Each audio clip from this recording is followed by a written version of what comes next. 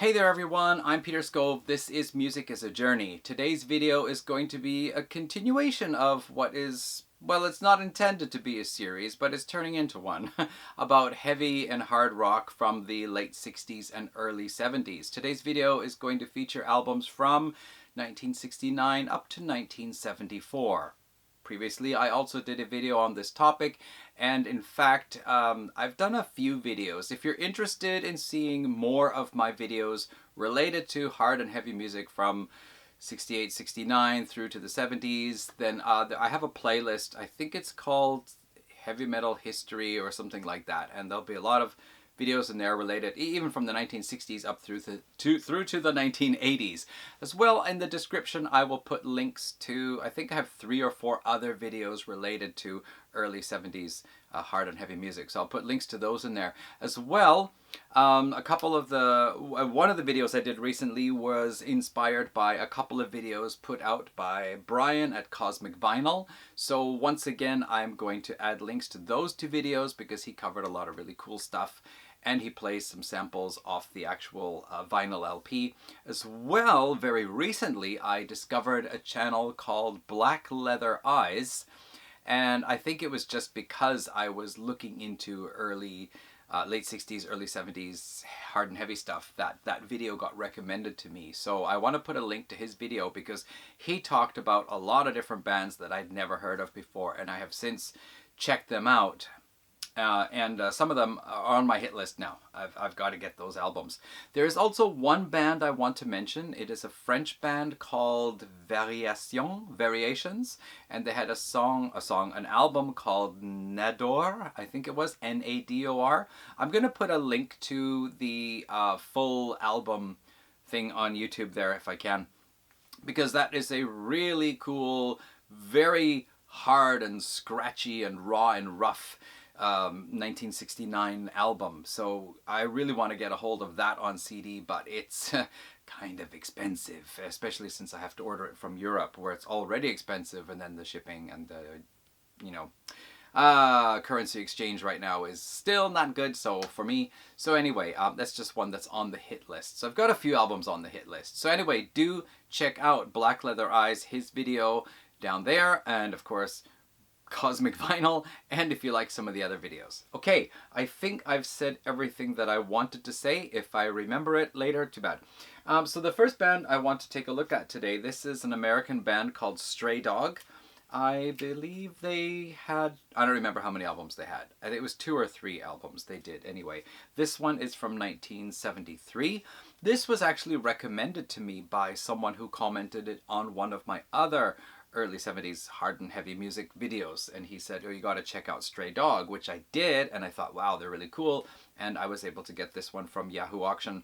It is the what do you call it, I don't know, what do you call it, super 20-bit K2 something or another, high quality nantoka in Japanese. Anyway, yeah, this is a really cool album. I think it's a 3-piece, and the guitarist is also the vocalist, and they have a very hard rock sound, but a very grooving hard rock sound, almost a little bit like some Jimi Hendrix stuff in there. And in fact, the singer, sometimes he utters a few spoken words in between in a way that sounds like the white man's version of Jimi Hendrix, if I may say that. The very first track is Tramp, and oh geez, it's really small here. The very first track is called Tramp, and there's that's one of the ones that really has a Hendrix feel to it. And there's one line he says, "Living out of a suitcase makes a man feel fat and sexy." So that's pretty funny. But it is a really great album. Lots of just hard rocking, groovy stuff. Great guitar playing.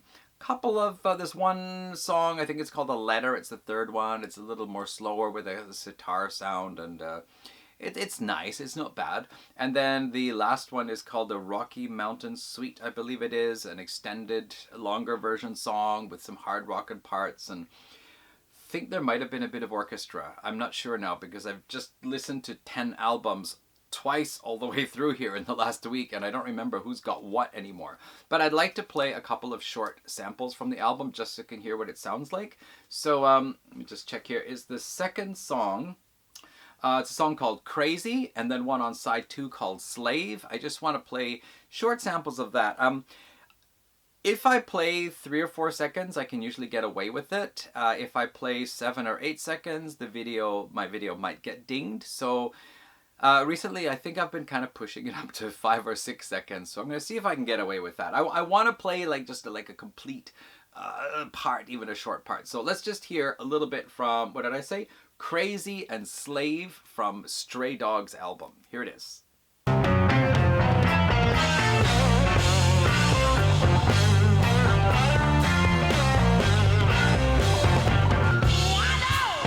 Screamed the madman as he gazed at the old and new. Okay, so next up I want to talk about a band called Valhalla. Probably you might have heard this. I first heard about this, I don't know, maybe some 10, 12 years ago when I started roaming around YouTube.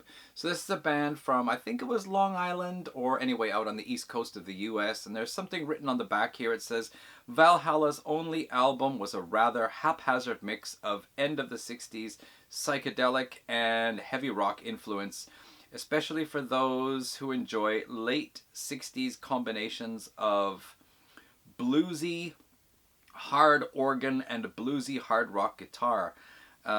It's often slightly reminiscent of early Deep Purple and more distantly the crazy world of Arthur Brown, Graham Bond, and Lee Michaels. Songwriting and riffs are similar to Cream and Yardbirds. I think that covers it up quite well.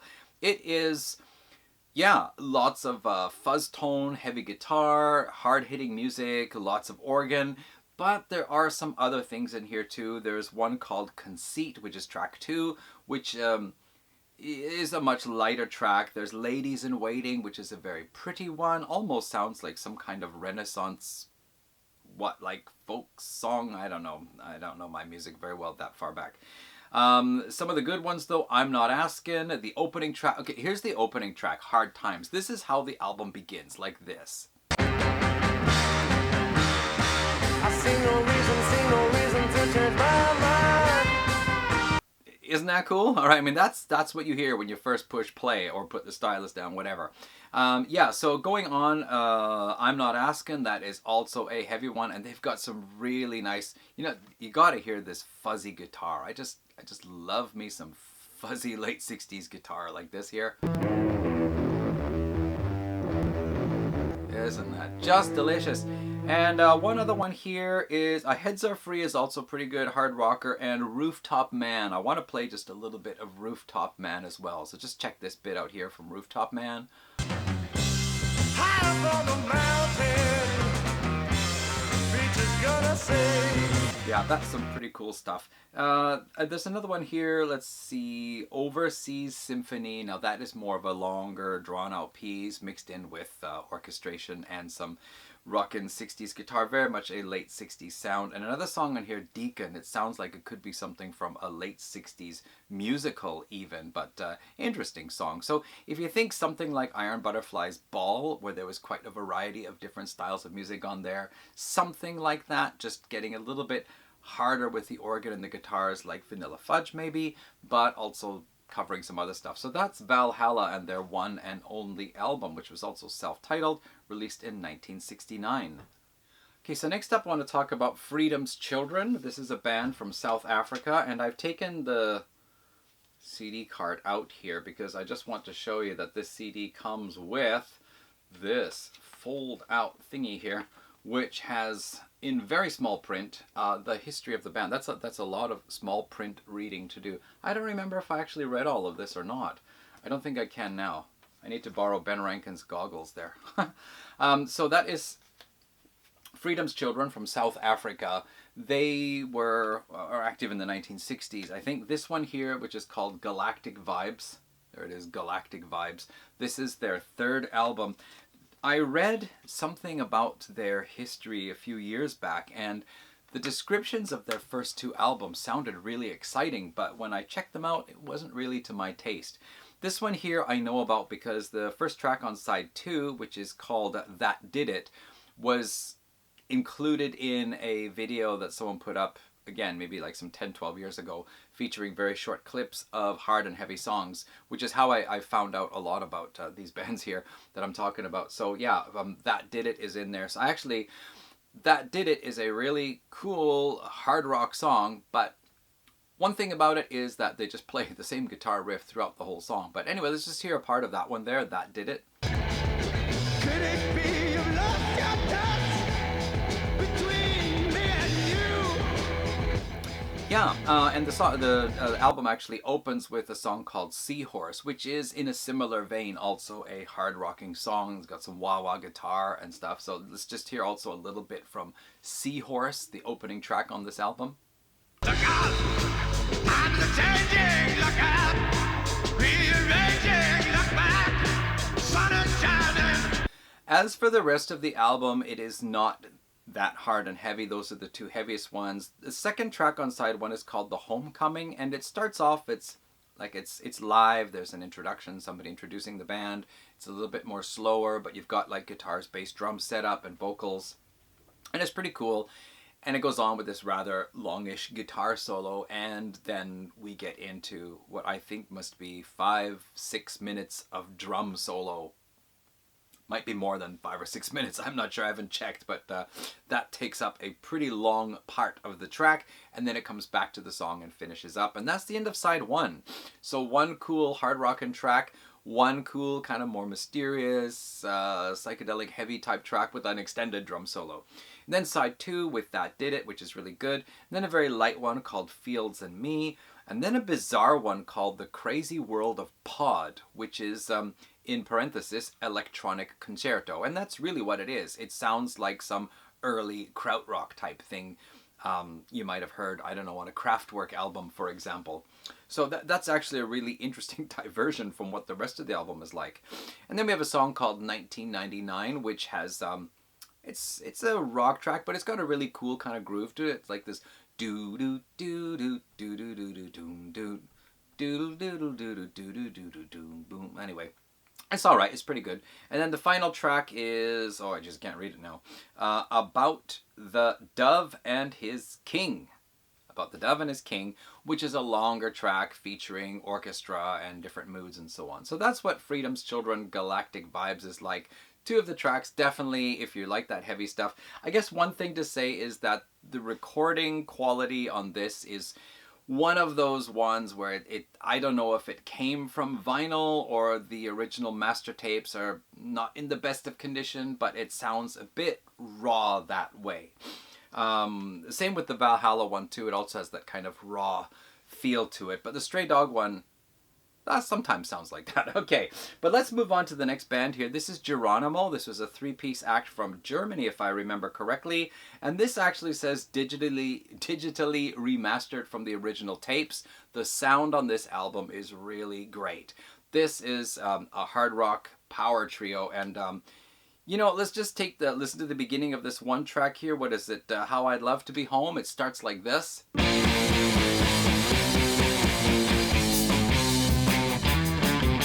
Yeah. All right. So that is what track number 4 on here. Most of the album is like this. It's just really energetic, very simple guitar, bass, drums, hard rock. It does go a bit bluesy at times, and there's an acoustic track called Reminiscences, blah. And the opening track, Sunday's Child, is also a little bit light at the beginning, but songs like Shades, End of Our Time, Silence of the Night, all really great hard rocking tracks. One song on here called Hugudila. It starts off as, I don't remember if it starts off as a song or as an instrumental, because I've encountered a few of these here, but it also breaks into a drum solo. I do believe, though, at the end of the drum solo, when the rest of the band come back in again, there's also some brass in there. So, I don't know.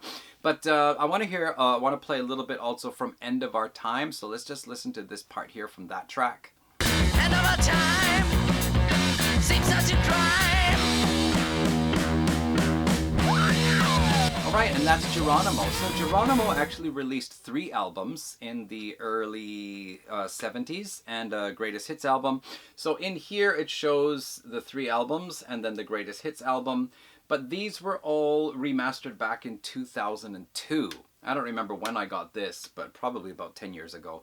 So, you know, we're talking 22 years ago now since the albums were remastered. I'm not sure what the availability is like, but I do recommend checking out Jeronimo for just a really powerful, hard-rocking album from, when is this one anyway? 1971. Yeah, really cool. Okay, next up, I gotta recommend this one here. This is a band called Jericho, and I believe the band actually released 3 albums, but each album was under a different name. So another album was under Jericho Jones, and then one more album, I don't remember what the name of the band was there, but yeah, they changed their name each time. This one here is the only one I've actually heard, but it is really cool. There are 5 tracks on here. The very first one, Ethiopia, sounds like mostly an instrumental because it has this kind of extended instrumental intro, really fast moving, grooving instrumental bit with electric guitar, bass and drums, some hard hitting bar chords, gets heavier, and then the vocals come in. It's just this really like gruff shouted vocals, a bit like Sir Lord Baltimore. Let's just hear a little bit of that so you can hear what it sounds like.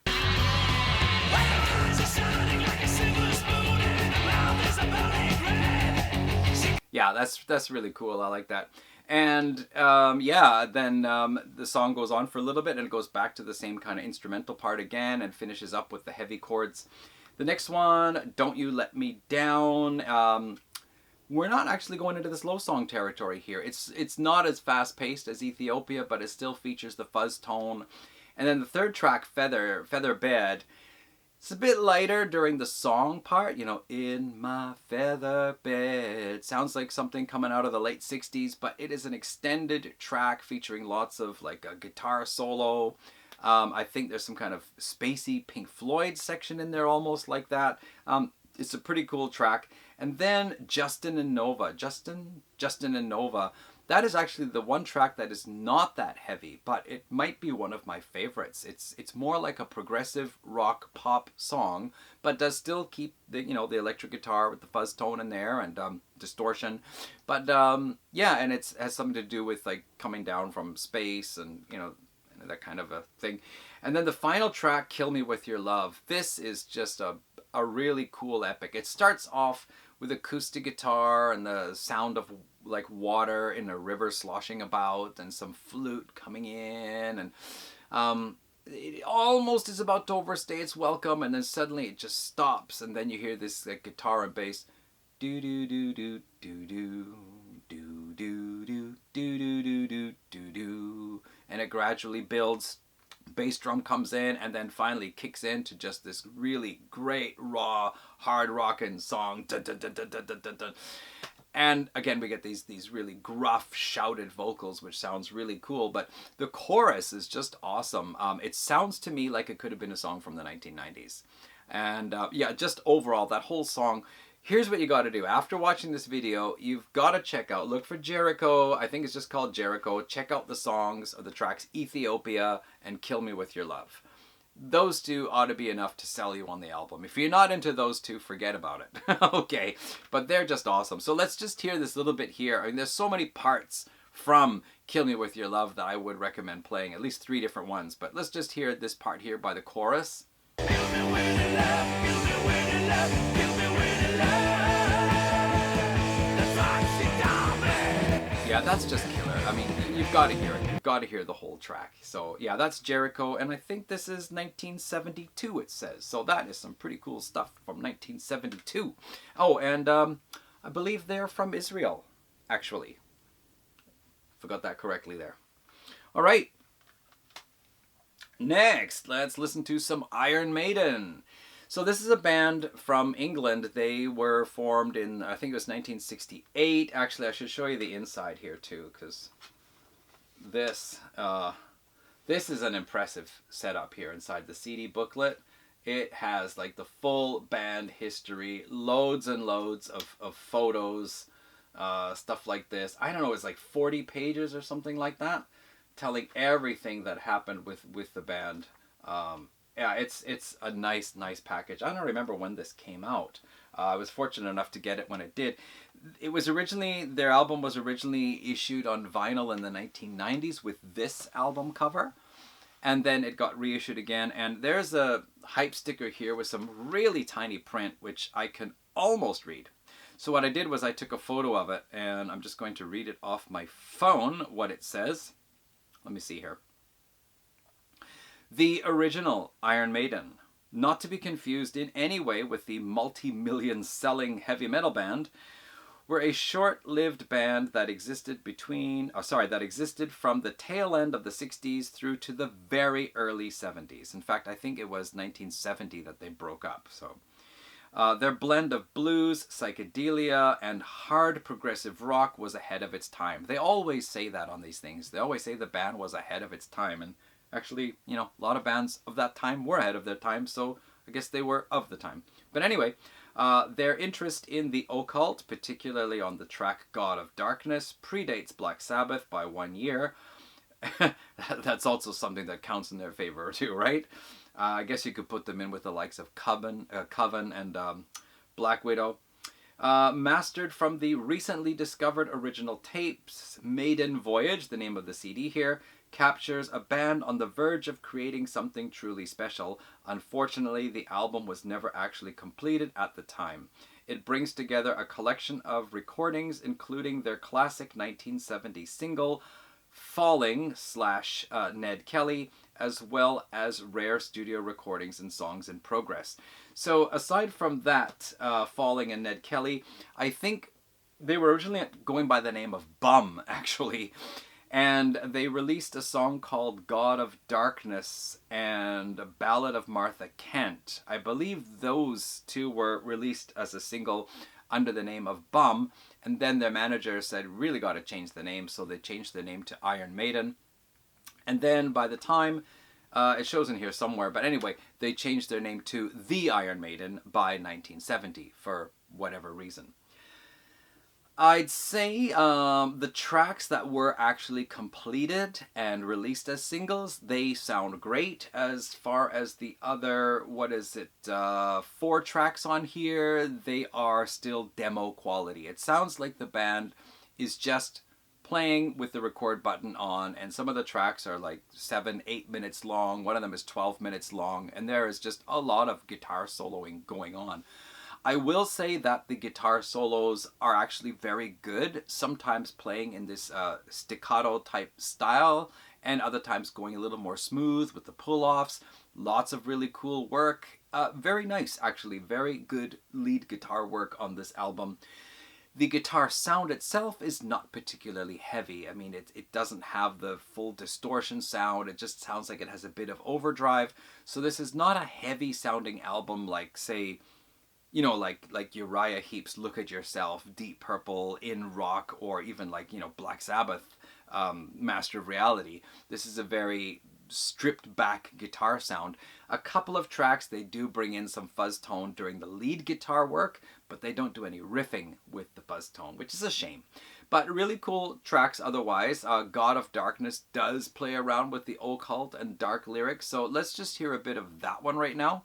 Tales of glory and tales of myth, burning bones and spirits drift, steps to Hades, spiral stairs, yeah. And the other track on here I would say is worth, well, there's a few here that are really worth listening to. I would say Liar, Ritual, Plague, they are also really good. But Falling is obviously the big one to talk about. So let's just hear a little bit to how Falling sounds like.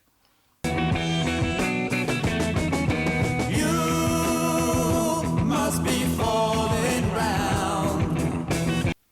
So there you go. That's the original Iron Maiden, as it says on here. Probably it was just called The Iron Maiden or even Iron Maiden. The album is called Maiden Voyage, and the artwork on here was designed by one of the band members. They wanted to show the Titanic sinking, and the band members are in the ocean here, like grabbing onto drums and a guitar to stay afloat. Yeah, so that's pretty cool. It's 1969, 1970, these recordings here. So next is a band called Stray. You've probably heard about them. They did quite a few albums in the 1970s. Their first album has some really cool songs. I have a compilation, an anthology, including tracks from all of their albums. And I was thinking to get the debut, but actually I went with their sophomore album called Suicide. This is a really cool, hard rocking raw guitar sound album. What does it say here on the back? Shit, can't really see. But it does say something about them being like a heavy rock, hard rock, somewhat progressive rock type band. The opening track, Son of the Father, is a hard rockin' song. Lots of good, like, distorted guitar mixed in with orchestra. Nature's Way, also a rockin' track.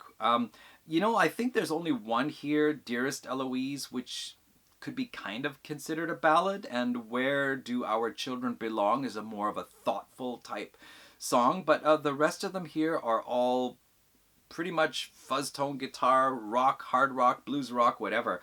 And track number 4, Jericho. So I want to play a bit of that because that's more of a, not a long piece, but it has that kind of epic feel going through different parts. So I want to just play a bit of that one, Jericho. From our window, first began to yell that an army of trumpets near descending.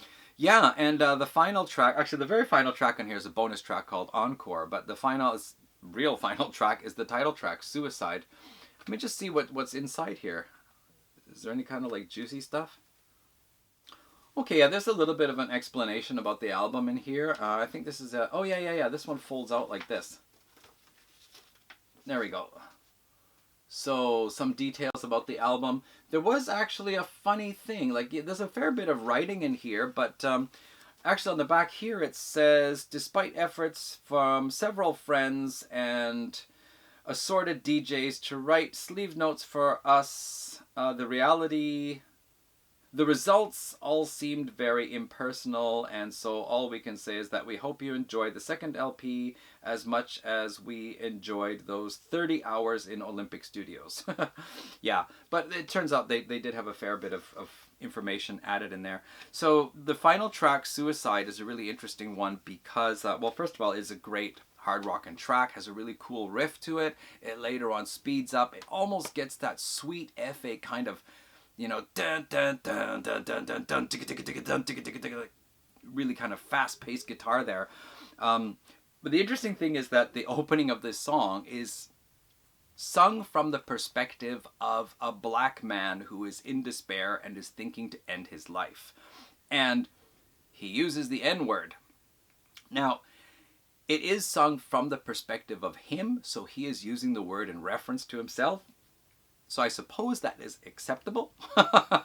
But, you know, there might be some people who take offense to that, you know, especially a white guy singing it. It's not a word we're supposed to be using anyway. But, you know, a few weeks ago, I watched a reaction video to an episode of the recent series of Demon Slayer. Yeah, I like that. And it was 3 African-American youth who were watching it. And their responses to the scenes were like, for example, oh man, dude doesn't know what he's coming into. Oh, wow, dude just got smoked. Oh, dude's not going to survive this. Except instead of saying dude, they used the N-word. They used it an awful lot. And I thought, okay, like, I get it. You're not using it in a pejorative type of way. You're just using it in the way that I would use dude. But man, you guys are using that word an awful lot, considering we're not supposed to be using that word. But anyway, so yeah, that appears at the beginning. But the song is about, you know, black or white, living in harmony type of thing. So that's what they're encouraging. They don't want this poor black man to be committing suicide in despair, that we should have harmony between all colors of people. So that's what it's actually about.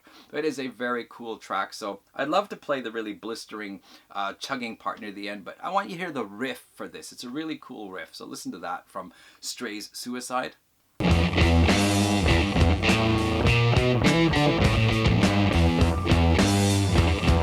Yeah, so I highly recommend this album if you like that kind of guitar sound. In a way, they kind of remind me of Sweet, although I'm not really sure why that would be. I don't know, kind of like that in a way, but less glammy and poppy. This is earlier too. I don't know if this is 71. I think this album's around 1971. So anyway, that's Stray, their second album, Suicide. Very cool. So next up, this is a band that I didn't really give much of a listen to in the beginning. This is a band called Killing Floor. And they had a few albums released there, or maybe 2 or 3 albums released. Here's the inside, lots of cool artwork. Well, mostly naked ladies. There are naked ladies crawling around here too. And the album is called Out of Uranus.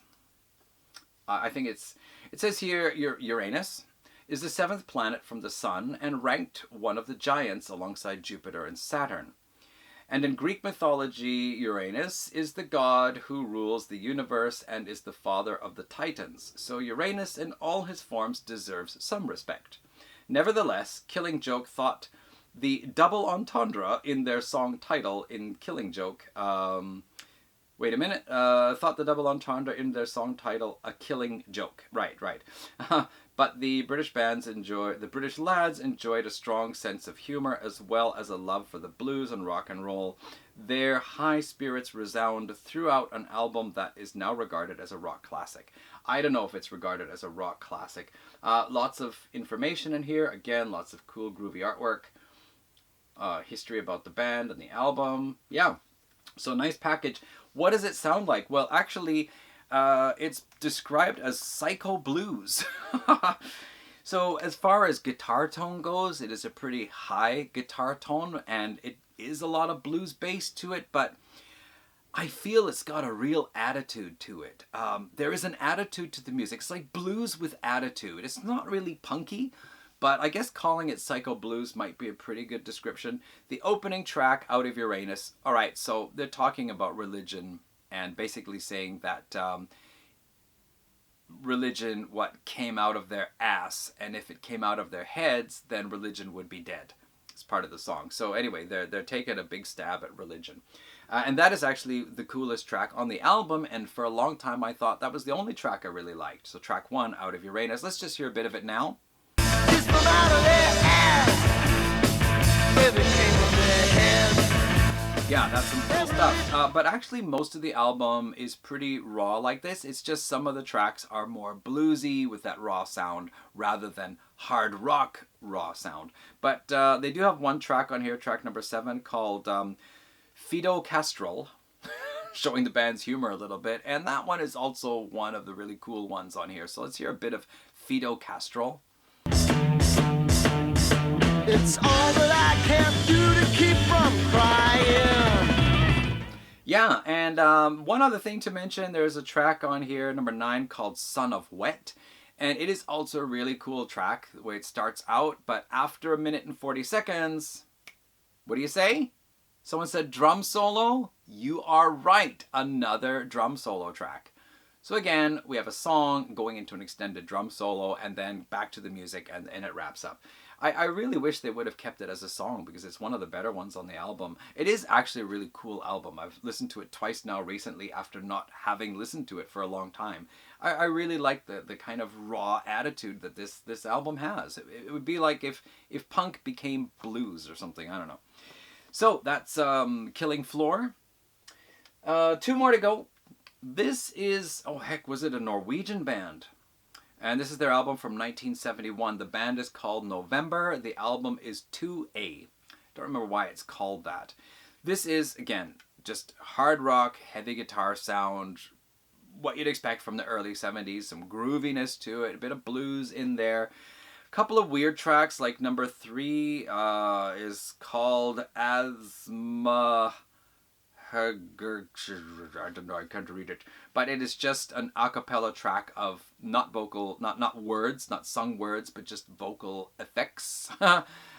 Short but interesting. It's like 44 seconds. There are a couple of other tracks on here. Okay, so actually it is basically guitars, drums, bass, vocals. There are a couple of tracks that feature a bit of piano though. And one curious one, okay, I don't know Norwegian pronunciation. En lang dag over. Anyway, in reading it as close as I can in Danish, it means a long day is over. It sounds like an in-studio spontaneous recording. There are a couple of moments where like the twin guitars don't come in exactly at the same time, or there's a drum fill that feels like it's slightly lagging. And there is some piano going along, but the piano has this really wonky sound to it, like it's actually just playback on a tape, like tape is playing and the tape is a bit warbled, so it has a really bizarre feel to it. But the rest of the album is pretty solid. I want to play 2 tracks, and I can't even read the titles of these 2 tracks here, but let's see here. I got them prepared on the phone. What did I want to play, and where do I have them? Yeah, okay, so I'm just going to play 2 of the tracks from this album because I can't quite read them all that well. So here we go. Let's listen to the short clips from 2 tracks from November's 1971 album 2A. Here we go.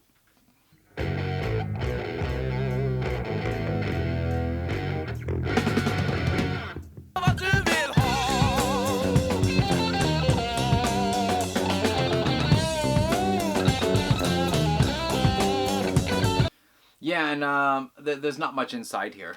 There's really not much inside here, and not like a nice little booklet of information or anything. But it's pretty cool, and I think they had a few other albums. I don't know about their history so much now, but they have at least one other one, possibly more. And I think 2A might actually mean that it's their second album. I'm not sure. But yeah, that's November from Norway. Okay, the last one to talk about here, this is Eloy and their 3rd album, Floating. Now, I was thinking originally to keep this for a separate video because I wanted to do a video of early 70s heavy rock progressive type bands. And this one really fits the bill for that. But I was listening to it and it just sounds so damn good, so I wanted to talk about it. This is the latest album in this video. This is from 1974.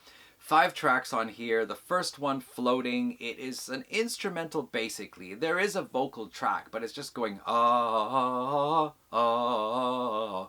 It is a fast-paced, really fulfilling type instrumental. Like, it just established itself as having purpose and drive, and is a really cool track. Track 2 is nearly 15 minutes long, The Light from Deep Darkness. So of course we're hearing the crashing, hard rocking guitars. The tone is not that heavy, but the bass sound on this album is so good. It's that really fat, warm bass sound with just a bit of a buzz on the strings. So that really fills out the guitar sound. It just makes it sound like it has more power, more impact. Drums are fantastic. Light from Deep Darkness, then we go through different moods. There's a lot of like solo parts. There's some more sparse atmospheric parts. I think there's even a spacey Pink Floyd like Saucer Full of Secrets type of guitar effect part on here. Very cool track. We have organ and guitar on 3 of the tracks, and then on 2 of the tracks on here it's just dual guitar, no organ. So the 3rd track, Castle in the Air, is one of those. No organ on this one here.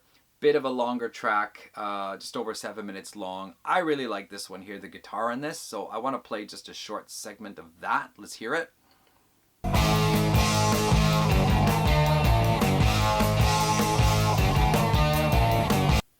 Okay, I don't know if I can play too long because Eloy, like this they recently released I don't know if it was 10 years ago or whatever, but they re-released all Eloy's 70s stuff, I think, except the debut album, which is more of a hard rock album and is pretty hard to get a hold of, actually. At least it was last I checked.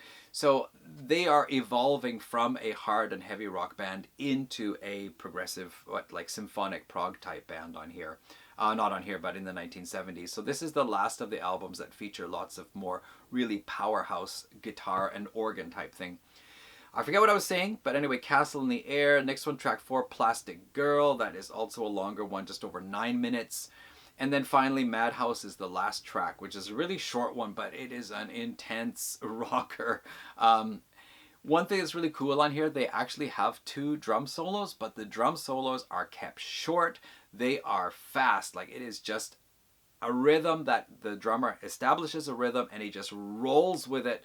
I don't know, 4, 8 times. It's just really like this. And then pow, the band is just right back in again. You don't feel like it was just, that was a drum solo worth listening to. Okay. Yeah, and then they get to this really wicked guitar solo part, and I just want to play a part here where it gets, you know, a little bit, like metallic, I guess. So let's hear just near the end here from Madhouse, this part.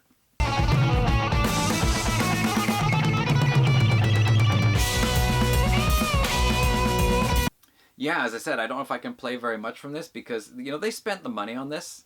The production sounds really great. The tapes were kept in good order, so this just sounds really good. So I think there might be a little more money riding on this. So they, you know, the Eloy Inspector bots might be out looking for longer samples and canceling the video or blocking it anyway.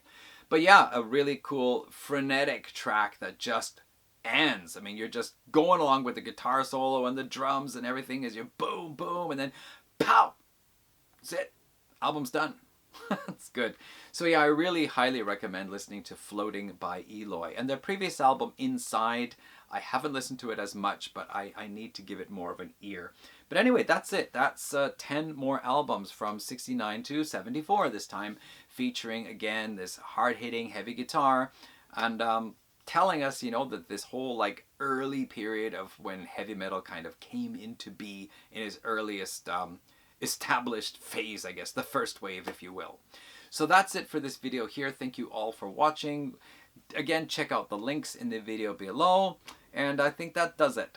I've probably forgotten something, but that's it for today. Thanks all for watching. Do leave comments if you will. Check out the bands if you will, and we'll see you again in another video soon. Take care all. Bye.